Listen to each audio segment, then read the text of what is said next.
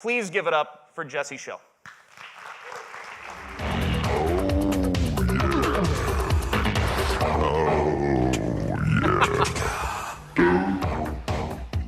Hey everybody, how's it going?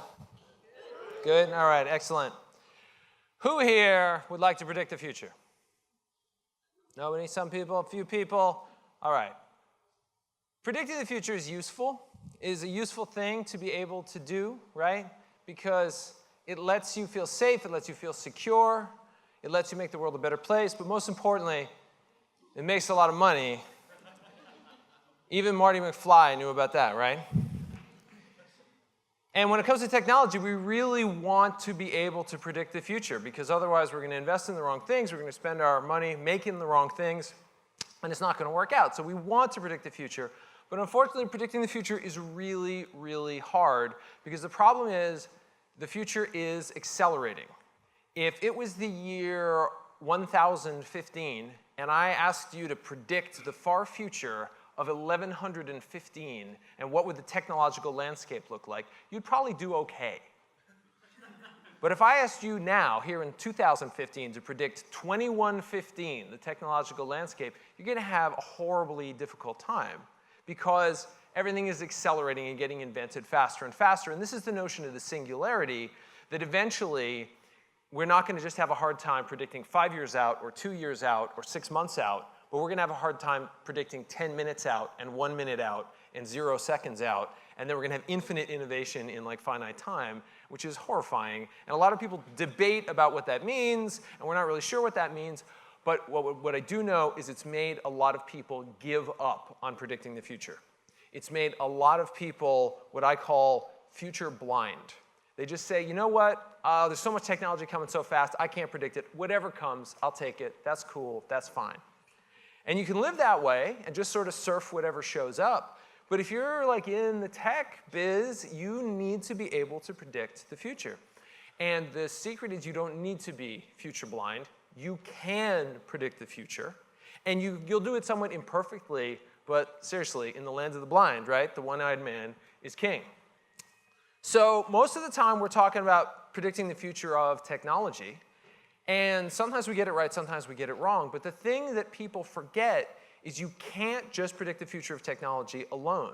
Because what gets invented isn't necessarily what matters. What matters is who chooses to use it. Like when Flickr came out, I'm like, no one's going to use this. I understand the technology, but who wants to tag all their photos? Well, I was totally wrong, because I wasn't understanding the psychology that people's ego and wanting to share their photos is pretty huge. And so they're willing to go through the trouble of tagging them because it's going to increase the chance that people are going to see it.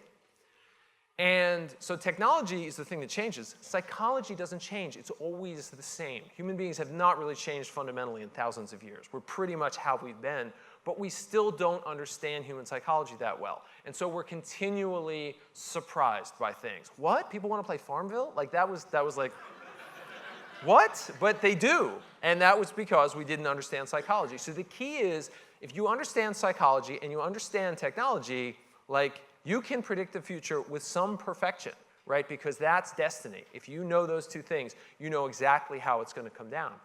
And the only way that you can get good at this is through practice. Most people don't want to practice, because if you try and practice predicting the future, it means you're going to be wrong, and you're going to be wrong a lot. But that's the good thing about the future speeding up and everything accelerating. Because it's accelerating, you get more feedback faster. If you make a prediction about how a certain thing's going to be in 6 months, and then 6 months from now you find out you're wrong, well, why were you wrong? You can figure it out. So I have a website all about this. It's just a little YouTube channel that I run called the Crystal Ball Society, where I make predictions and other people make predictions, where you put a concrete date and a concrete time and a concrete prediction, and we put them up on YouTube, and then we wait and see how it goes. And then you can go back and you can check and see how this works out. And I've found, as I've been doing this for a few years, it's really helped me get better at predicting. Because when you predict and you find out you're wrong, or you find out you're right, you start to realize, you start to see patterns in the way technology works that wouldn't be obvious otherwise. So I encourage you all to practice, but I'm going to share with you 5 different patterns that I've observed over the years trying to predict things that you may find useful. So So the first one has to do with the nature of technology. And so what I'm putting out there is that foundational technology makes the biggest changes. And I make the distinction between foundational technology that really establishes an experience and decorational technology that only changes it minorly. Here is like an illustration that sort of shows some of that right there, okay? So the cake, in this case, in the case of a cupcake, is foundational. The cherry is decorational. You could take away the cherry, it's still totally a cupcake. All right? If I take away the cake, I don't know what this is anymore. I'm not sure it's a cupcake anymore. And the things that make the biggest changes are foundational changes. So here's a kind of a classic historical example. Who knows Mickey Mouse's first cartoon? Steamboat Willie. November 1928. Everybody knows that. Mickey Mouse's first cartoon, and everybody is wrong. That is not correct. 6 months earlier, Plain Crazy came out in May of 1928, starring Mickey and Minnie, but no one remembers it and no one talks about it. What the hell? What exactly happened? There was something really, really special about Steamboat Willie. Steamboat Willie was the very first sound cartoon. There were no sound cartoons before. So Mickey came out with some other little cartoons, but like they were just the same kind of little silent cartoons everyone had seen. Sound cartoon, Steamboat Willie, blew people away. Now, it wasn't just that they took an existing cartoon and added sound to it. When Walt Disney sat down to do this, he said, look, we're going to do this thing with sound. Let's make an experience that wouldn't make sense without sound. So Steamboat Willie is a kind of a strange 7-minute cartoon where Mickey and Minnie play animals as if they're musical instruments. It doesn't make any sense as a silent cartoon, and it's really hilarious as a sound cartoon. And this was like a huge hit, and it swept the nation, and it made Mickey Mouse's name, and we all remembered it because of that, because these foundational technologies make the biggest difference. Later, they added sound to Plain Crazy. But it was just Plain Crazy was about biplanes and stuff, and it was just meow, meow, meow, and it didn't matter. It was just a decorational addition. It wasn't really such a huge deal. So that's the thing to look for. If you're working with a new technology, is this foundational to some new experience that we couldn't have before? Second pattern worth talking about is the hype curve. This is a thing that was established a few years ago by the Gartner Group. It was an observation about the way human mind interacts with psychology. It works this way. Over time, you're going to have these changes that happen. A new technology shows up. They call this the technology trigger. And we're going to graph here over time. We're going to be graphing visibility, how much people are talking about this technology. So initially, it's a technology that didn't exist. Suddenly, it starts to exist. People start talking about it. And that starts to rise and rise and rise up until they get to a point they call the peak of inflated expectations. This is the point. People haven't tried it yet, but everybody's talking about it, right? So like right now might be, say, the Oculus Rift. Everybody's talking about virtual reality, but who here's actually done it? Some people, like a few people have. It's a high-tech audience, so we got maybe 20% have. There's all this talk in culture about it, but people don't know quite what it is. Then the thing happens. The thing actually comes out. And at that point, boo, we hate it. It sucks. Hate that thing. Oh my God, I thought it was going to be so great. It's garbage. I don't know why anybody would ever want it. It's the ends of the world. All those little Hitler videos start going on the internet, right? And then, over time, we get out of that, and someone's like, well, you know, it's actually, we get into this place they call the plateau of productivity as we climb up the slope of enlightenment. We're like, you know, okay, yeah, it doesn't cure cancer. It also isn't Hitler and the devil. It's actually kind of good for a few things, right? There's some things, and it's pretty good for those. And a great example of that we saw with the iPad. The iPad was coming, oh my God, I'm never going to need a laptop again. We'll never have laptops. Laptops will be dead. They'll be killed by the iPad. And then it came out and everyone's like, this sucks. It runs one app at a time. It doesn't have an integrated keyboard. What the crap? It's horrible. And then after a while, it's like, it's kind of nice on the couch, actually. You know, laptop on the couch is kind of awkward, but on the couch it's very comfortable. I wouldn't use it for work, but it has its place. And this is a pattern that happens again and again and again and again with technology. So that's a good pattern to know about. Another one, disruption. Everyone's throwing around the word disruption as if they know what they're talking about. Unless you've read this book, The Innovator's Dilemma, you might not fully understand the pattern that is disruption. There's a great book by Clay Christensen. He wrote it almost 20 years ago now, but like it really, there's controversy about it, but some of the key points really hold up. So here's what the book examines. It examines the question, why do big companies keep screwing up when it comes to technology? Why couldn't Electronic Arts hold on to things when Facebook games showed up? And why did this new company, Zynga, took over? And then mobile showed up, and Zynga couldn't hold on, and King had to take over. And the conventional wisdom is, oh, well, big companies are stupid. Everybody knows that. Big companies are stupid, and so a small company comes, they're smarter, and they take over. But if they're so stupid, how did they get big? That doesn't totally make sense. And what he realized, looking at case study after case study after case study, is the reason this keeps happening, the reason disruption happens, is because the big companies make a fatal error of listening to their customers. That's where they screw up. And that sounds ridiculous. And you can't understand it unless you look at this graph. So let's look at Clay Christensen's graph right here. So what he's arguing is that what we're graphing here is over time, products get better. Duh, we know that. We know products get better over time. That's easy to understand. But the part that he points out is there's a couple key lines on this graph. The low line is below this line, this thing sucks so much that no one would want to use it. Above this line, yeah, I'd use that. That's kind of cool. And then there's this top line. Once you get above this line, like, seriously, stop making it better. I don't need like 500,000 gigabytes. I don't need it. Stop. That's more than I need, okay?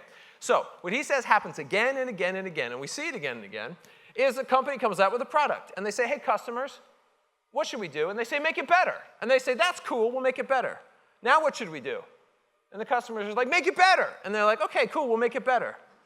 And hey, customers, I know what you're going to say. You're going to tell me to make it better, but I want to ask you, there's this new technology that came out, this other thing. Should we be investing in this? Would you rather we worked on this? And they're like, boo, that sucks. I don't want that. That's terrible. And they're like, okay, cool. We'll make it better. So they make it better. And they're like, hey, customers, what should we do now? Customers are like, we don't really care. We've moved on. We're using this now. And you're like, God damn it, I just asked you about that. I just asked you. And they're like, well, I didn't know it would have a touch screen, and I didn't know about the Bluetooth, and it's so convenient in my life, and blah, blah, blah. And this happens again and again and again, right? And so this is a thing to be aware about, is understanding that when you cross this line, everything changes. And when you cross the line up here, you get in trouble. In the video game industry, we watch this happen. Mobile phones, they suck for games. Oh, all of a sudden they're kind of good for games. You look at like Sony, they came out with the PS Vita. PS Vita is totally up here. It's like got a lot of cool features. Nobody needs them. Why wouldn't I just play free games on my phone? Okay, so here's pattern number 4. Technology mostly diverges. You're going to have a lot of people in the tech space telling you, oh, the future's coming. It's all coming together. This one magic box is going to do everything for you. It's all going to be centralized in this one thing. And there's a lot of conventional wisdom that that's what happens. Technology, like, it's all going to fuse. You're going to have this one central computer in your kitchen that manages your kitchen. And no, this is not what technology does. Technology diversifies and branches out like I don't know, sea life in the Galapagos Islands, right? And if you don't believe me, go look at your couch right now. If technology converged, you'd have one box with one remote, and you'd think that was great. But every couple years, damn it, there's another new remote on your couch, right? And because this is just how it is with technology, it specializes. You don't want one box that is the TV and the cable and the internet and the video games. You know, you don't want that. You want little ones that are specialized to be good at what they're good at. You know, even if you look back historically, VCRs didn't record radio programs. They could have, but like, no, that's not a thing we want. It's just going to do this one job. And so that's a good thing to be aware of. That specialization is really important. When people talk about the Internet of Things, that's what we're talking about. We're going to talk about this incredible specialization where things get very, very specialized. Now you might say, no, wait a minute. I've got an iPhone. That's like all kinds of convergence is happening. I use it as a camera, and it's a phone, and it's got games, right? That's convergence, and that's totally true. And that's why I say mostly, and the exception is your pocket. When things go in your pocket, it gets weird, right? In your pocket, You want convergence. This is a great idea in your pocket. In your kitchen, bad idea. Right? Hard to clean, awkward, difficult to use, terrible in the kitchen, excellent in your pocket. So that's the pocket exception to the law of divergence, but there you go. Okay, so here's pattern number 5. History keeps repeating. It does. It seriously does. We've been inventing things for thousands of years, and so much of the same stuff happens. There's a lot of people think, oh, technology is about the future, so I should focus on the future, and I should focus on the present. History is not important, and that is so wrong. You can learn so much, and you can get much better at predicting what's going to happen if you know what happened before. A few years ago, we had a lot of people, 3D TV, it's the next HD. Everyone's going to want a 3D TV because 3D is just better. Everybody loves 3D. They love it at 3D movies. They're going to love it in their living room. That's not how it worked, right? It hasn't worked that way. It's probably not going to work that way. And if you looked at history, this wouldn't have surprised you. When did we come up with like 3D imagery? Freaking 1849. All right? It's been with us a while, right? Who here has like a camera with them right now? Come on, a camera in your phone or something. Who here took a picture today? Raise your hand if you took a picture today. Who here, keep your hand up if you took a 3D picture today. Nobody. You know why? We don't give a crap about 3D. Right? If we cared about 3D, all of our home photos would be in 3D. We've had the technology for over 100 years. We could be doing it. We just don't care. Right? And history really proves that out. Does that say 3D has no place? No, man, it's cool. It's cool. You go to some crazy 3D movie once in a while. You go to a theme park ride, and it's got some crazy 3D effect. Super fun. But like every day in your lives, apparently, that's not something we care for. And so when you make your technological decisions, that's good to know about. Here's a similar story about virtual reality. A lot of people are trying to figure out virtual reality. And I hear a lot of people say, oh, man, they tried that in the 90s. Didn't work. Didn't work. VR sucks, and so it's never going to work. But like, look at history. When was TV? It's not like TV. Like, you look at the history of TV. People think, oh yeah, TV was invented what? Late 40s. It became popular in the early 50s. TV was invented in 1884. Okay, they had mechanical systems of sending television signals. The Nipkow disc was the initial kind of TV prototype. It wasn't good enough that you could really use it, but it was like a practical demo that people started talking about and trying to figure out, well, how are we going to turn this into something that works? It took 43 years of development before we finally had a breakthrough, and where did the breakthrough come from? The old guys who'd been working on it? No. Some 20-year-old punk shows up, Philo Farnsworth in 1927, and he's like, you know, you can kind of bend the electron beam, and it solves a hell of a lot of this. And then that was the breakthrough that suddenly led to all of the forward progress that allowed television to dominate the 20th century. Well, funny thing, go look at virtual reality. People are like, oh, it's so new, there's no history. Shut up. 1968, Ivan Sutherland builds the first virtual reality system. Just like the Nipkow disc was completely mechanical, this was too, no magnetic tracking. You actually had like gears and stuff connected to your head, right? And he builds this like whole crazy setup, and it works, and it's cool, and it has a lot of promise. And then 43 years of development, and then a 20-year-old punk named Palmer Luckey shows up in 2011, and he's like, you know, these OLED displays, that kind of changes things, and we can distort this, and we can do that, and suddenly there's a potential breakthrough. Anyway, you look at history, and you start to see some of these patterns. This one's a particularly eerie pattern, but mostly they're not that eerie, but you can learn a lot from history. So anyway, so there's some patterns for you. 5 patterns that can be useful in trying to predict the future, and the patterns are useful, but really, if you want to get good at it, you get good at it by practicing. And it's embarrassing to practice because you're going to look like an idiot a lot of the time. You're going to say things, and then 6 months later, it turns out you're wrong, or 2 years later, it turns out it was sort of wrong. But that's fine. Your ability to predict will get stronger and stronger. And I invite all of you, if you're interested, send your predictions to me. I try and do my YouTube channel regularly. I'd be happy to put your predictions into the YouTube channel. You're certainly welcome to email me. And so thanks very much.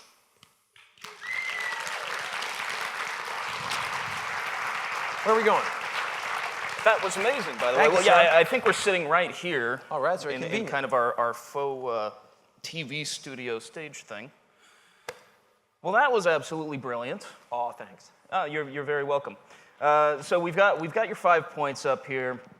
I was thinking about my grandmother when you were talking about the singularity and being future blind. And I think for a lot of us who have relatives over the age of 50, we are default tech support. And at some point, you're trying to show them how just going over to the settings button works.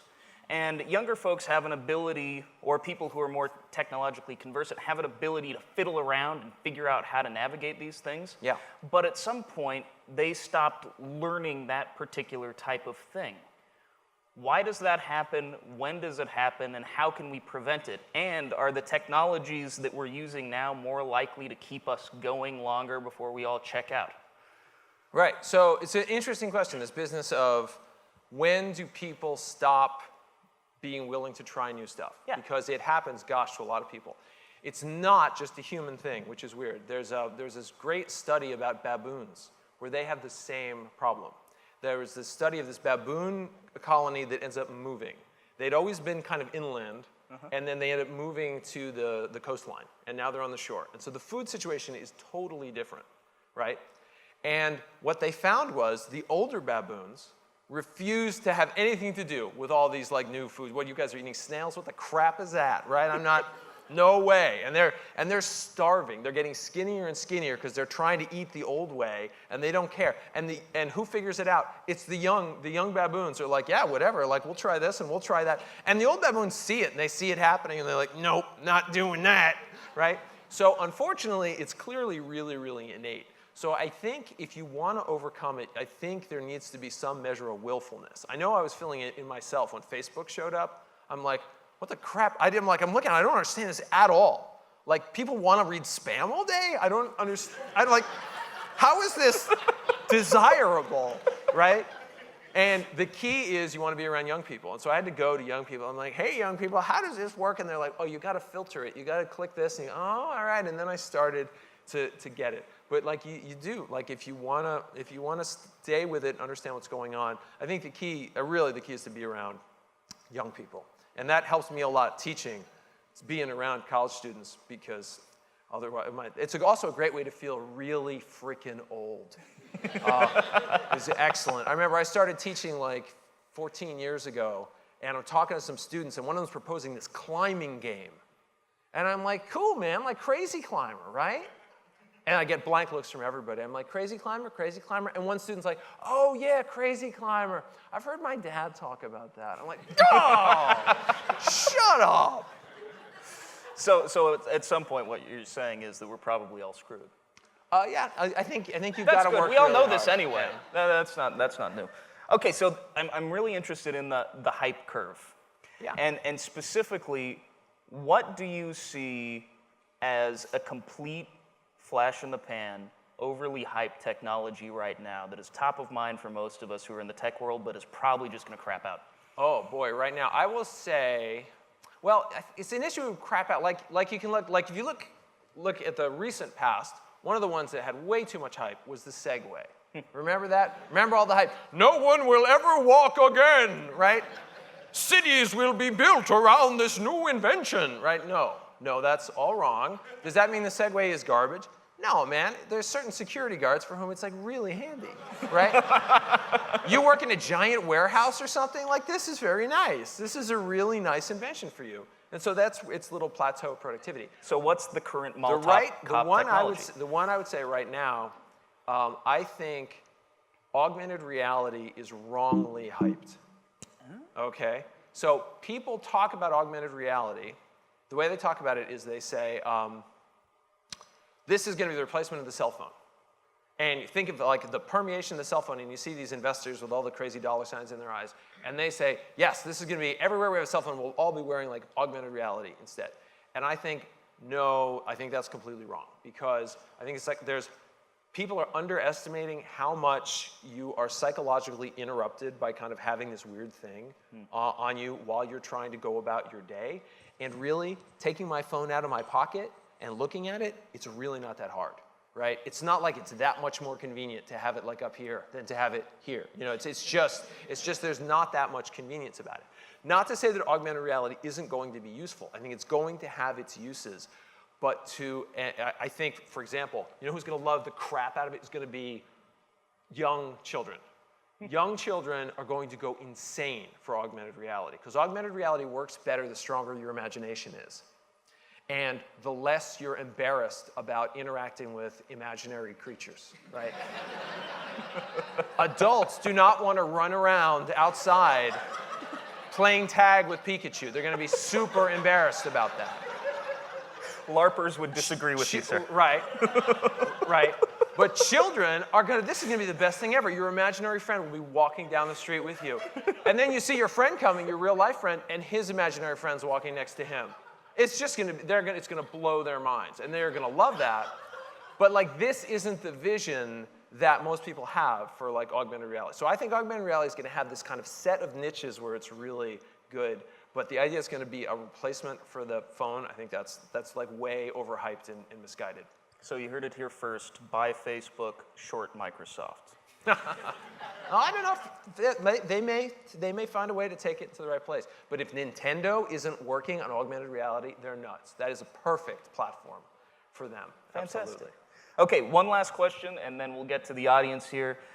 We talked about convergence of technologies, and you talked about how strange things happen in pockets. I know I get some mutant lint out of the bottom of my right jean pocket every once in a while. But okay, we know that the smartphone is an obvious use or a place where convergence happens. Do you think there are any other areas besides, personal devices that we put in our pockets that offer the opportunity for massive convergence in that same way? Boy, that's a really interesting question. I know my instinct is, mostly no. I guess I'd argue maybe there's some stuff that could kind of happen in the car, but the car has the same divergence problem. Like, nobody likes the GPS that's in their car because it doesn't update often enough and it's not modular. You want like kind of a ride-along system. I keep thinking there's probably some opportunities. Right now we're using our phone in our car while we're there, and I feel like eventually we're going to want to have some car device that's like really good at being in the car, but like I wouldn't want to take it outside. So I have my phone and my car device. I keep suspecting that's going to happen. So I guess that's kind of a divergence, but your car is a kind of a pocket. And like, so maybe there's like a thing there, but I don't know. I don't know if I have too many more examples of that, because really, mostly, everything just sort of blossoms out and gradually gets more and more diverse. All right, well, let's see if the audience has any ideas and questions. I think we've got people out here with microphones, and we'll leave it to you. Thank you for coming here today. Sure. My question is, we heard your opinion about augmented reality. What do you say about virtual reality? Do you think it's too high up the hype curve, or do you think it's just right, or where do you think it is? Well, it's really, I'm personally doing a lot of work on virtual reality right now, and I know that my view is kind of skewed on it. I've been working on it for 25 years, so I'm in that kind of demented phase of like, one day it will work,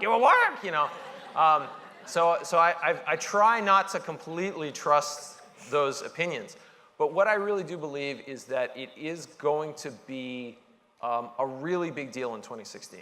I think it's going to be one of the top cultural phenomena of 2016, if not the #1 cultural phenomenon, because of the fact that it is like the new systems that are coming out are so powerful. They create this sense of being in a place that your body and your brain actually believe. And in a way that no one can describe it with words. It's not until you do it that you're like, oh, this is really interesting and really powerful. And because that's so strange, and because it's so powerful, it's gonna create a lot of buzz and a lot of chatter, right? Remember all that blue dress, white dress stuff, right? It was because people talked about it because it was an experience they were having they couldn't describe, and so they tried to describe it. We're gonna see a lot of buzz that way. There is gonna be a lot of overhype on it, but there really is some stuff there. And so I think we're going to see, I think it's going to change the gaming world radically. I don't know if it's going to change much outside of that in any kind of near term in a radical way, but it's going to shake the game world up because we're going to have experiences that are powerful enough that people are going to spend some serious money on them. And that's going to cause like the game ecosystem to change. I wonder if you can shed some light on the difference between convergence and simplification. Tim Cook said to Charlie Rose a few months back that it's easy to add and it's hard to edit, which seems to reflect, Apple's design philosophy. In '97, they went from 27 products down to 4. To some degree, is convergence the domain of designers and divergence the domain of technologists, or is there more nuance to it? Wow, that's a really deep question. I don't know if I have an easy answer there. I mean, certainly the notion that good design happens through simplifying we just see that again and again and again. But I guess what I'd argue is probably those two ideas really are in harmony, because when you have one device that's trying to do 20 jobs, that's not a very elegant way to do things. When you have a thing that's focused on, I'm going to do this one thing, and I'm going to do it perfectly well, that often ends up being much more elegant, much more simple, and that's what leads to the divergence of technology. So that's kind of how I feel like those things are connected. And the microphone folks are converging right now. Ooh. Ah, look at that. So far we talked a lot about convergence and gaming, and one area that I feel like I've seen some convergence happening is in terms of compute power when it comes to gaming. So last year we saw NVIDIA come out with the Shield, which allows you to take your home computer and then power games with that and stream them to a mobile device. And we've also seen this coming in some other areas. I think PlayStation's also working on their own equivalent. And so I was just wondering how you feel that, not only in the arena of gaming, but also just generally computing, how cloud computing and streaming are affecting that, and whether or not you consider that to be like true convergence, and if that's a trend that's, I guess, going to continue in the future, or, I don't know, I'm just curious on your thoughts. Well, that's an interesting question to think about, like, the fact that we're using more and more things for the cloud, like, is that a kind of convergence? And maybe it is, and I'd have to chew on that a little bit.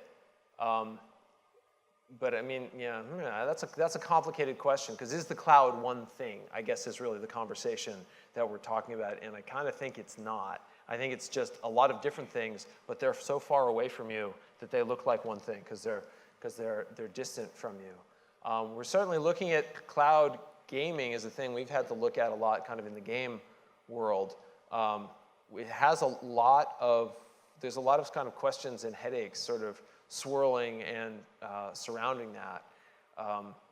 The cloud gaming, I often make the analogy that it's kind of like wine in a box, right? I love box wine. Right, well that's the thing. Box wine ends up being kind of a joke, because why doesn't anyone like box wine? Well, the people who are really into wine are super connoisseurs, and they're like, no, my wine must be perfect. And they're like, well, no, but this is much more economical. The people who want economical alcohol, they're like, I just have beer, right? I want beer. I don't need box wine. Sure, box wine's fine at a party once in a while. It's got its little slot where it works. And I think cloud gaming ends up being that way, because the gaming snobs are like, no, I need the latency to be below 12 milliseconds, or I'm not interested, right? And so then that's not good for them. And then my grandmother, she's like, I just want to play the Angry Birds, and she doesn't need the power of cloud gaming. So you end up with this people in the middle who need power, but like don't care about latency, and like I'm not sure who that is. Maybe the latency problems will get cracked. I kind of doubt it. And then you've got the problem of the incredible expense if you want to play cutting-edge games, because the whole point of cloud gaming is you don't have to do the rendering locally. We'll do the rendering far away, but I need you to do it far away because it's expensive to do, and really, you're going to pick up all the expense of this, and you're going to have like these hundreds of machines. I mean, I've heard estimates where it can cost like up to 25 to 50 cents an hour to like for one person to be playing games for what it costs on the server, and like that's not sustainable. So the questions of like sort of this business of what's the future of sort of cloud gaming simulation is a tough question. If they can crack those problems, it's really great, because then you can be playing super high-end stuff like anywhere, but only if the connectivity is great. I mean, if you go a whole year without seeing buffering on a video, then you'll know it's time for cloud gaming. That's all I'm saying. That's all I'm saying. Okay, we have time for one more question right over here. I'd have a lot to say on the last question because a friend of mine sells software that does do hypervisualization where you can connect to another computer to do all that, but that's not the question. I am more interested in your concept of that hyperreality is going to become a big thing in 2016 when many of us, and myself included, we have not been in an Oculus Rift, we've not been in any of these things. You've said that it is a totally immersive experience, and yet I see these things, and what you talked about before, you said like, oh, well, there's like a 3D, thing, but yet it didn't, it fizzled out because it's not important to people. And right now, I'm viewing that is the same thing that what you're talking about, a hyper reality. I'm like, oh, it's like, it's like 3D. It's like the next step, but am I really, really interested in it? And you're saying now that maybe it could be that next step. It's gonna be something that I don't expect and I haven't yet realized. Maybe what I'm asking is, I'm trusting your opinion. What you're asking Should is, I be really that embraced that this is going to come at me in 2016 and I'm like, whoa, this is going to change everything. You're like, there's a whole new technology. Blah, blah, blah, blah, blah. Here. Okay. Let me repeat the question. Please do. I can state it quite succinctly. The question is, I sound like I'm full of it. Am I? Right? Right? And I can totally understand that, right? Because here I'm saying two things. I'm saying, yeah, 3D we don't really care, and then I'm saying virtual reality, it's going to be huge. Like, what? Right? And the key distinction, and this is the thing that is hard to understand, and we honestly don't understand it that well. 3D visualization is one thing. You look at a thing and like, there it is, and it's like, oh, that looks like it's in 3D.